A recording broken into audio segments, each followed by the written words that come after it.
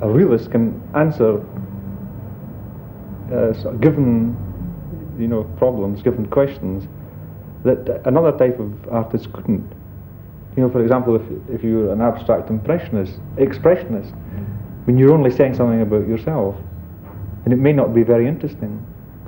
But I think if you look objectively at things and try to sort of, well, it's difficult to really sum this up, but you've got a much better chance of, speaking to everyone. Speaking to not just people that have been to art colleges, and, arty people. I think you've got to try and get beyond this if you're going to be an artist of any weight whatsoever. Well, I think landscape began, when I launched into the series of portraits of the poets. That would be in the late 70s. And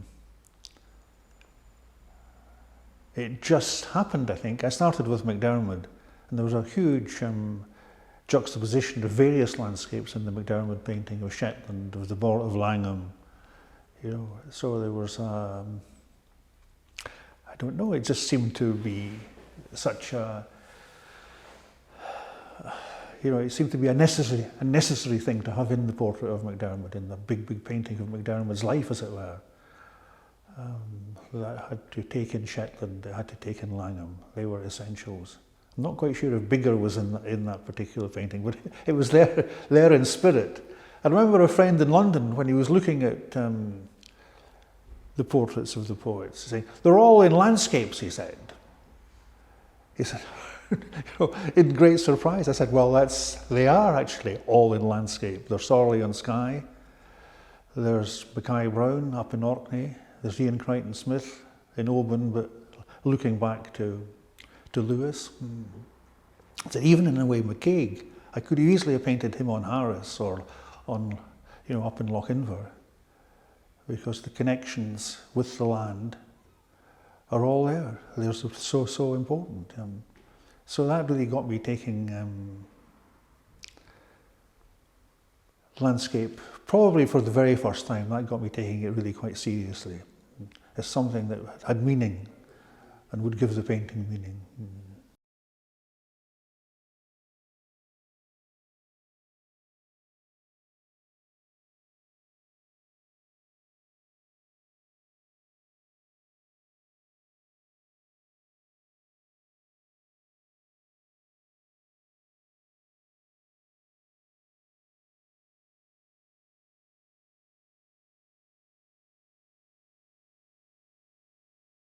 When I was working on, first working on this subject, as it were, I made my first trip to Iceland, and I was taken out to, I think it's called Thingvellir or Pingvellir, where they had the meetings of the first parliament in the 10th century, and the territory, the terrain, reminded me immediately of the crags.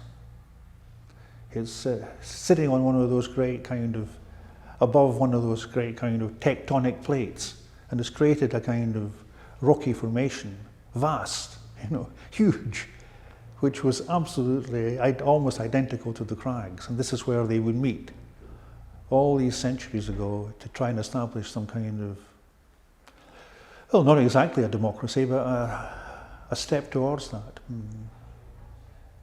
So that fed into the ideas of the Radical Road, the crags, etc., as a particularly Scottish landmark. And in Edinburgh itself, there's Arthur's Seat. This rocky kind of precipice, bang in the middle of a city. It's unbelievable, yeah. The crags.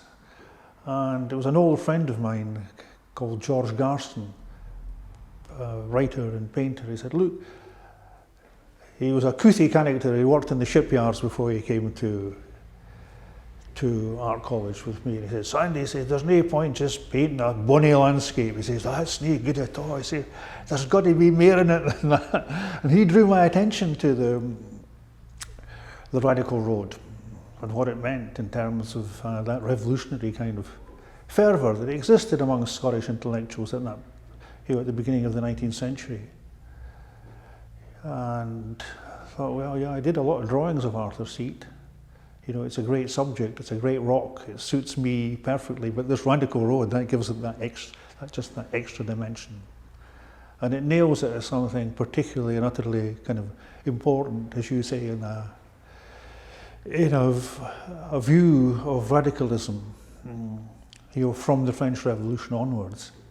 A very important kind of, process within Scotland itself, which of course is obscured, by, I suppose, the advance of the Union in the 19th century and the kind of the eagerness to embrace all of that stuff, and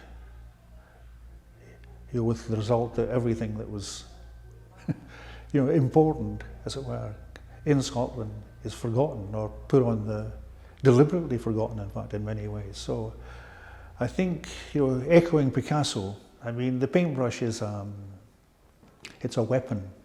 It has to become a weapon in order to reintroduce the things that one thinks are important. It's important what we remember. And painting is a way of doing that. Not just a pretty painting. Not just a bonny painting was George's expression.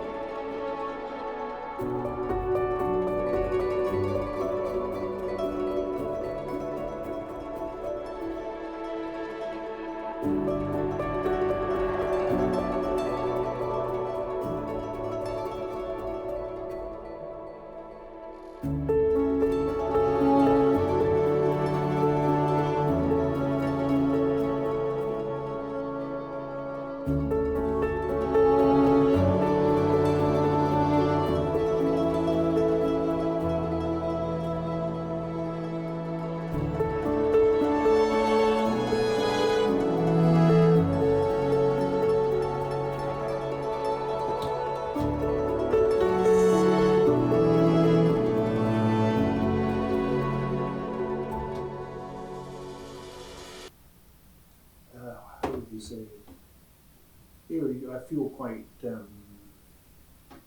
quite chuffed that I've got to this stage in a way. Yeah, it's quite impressive.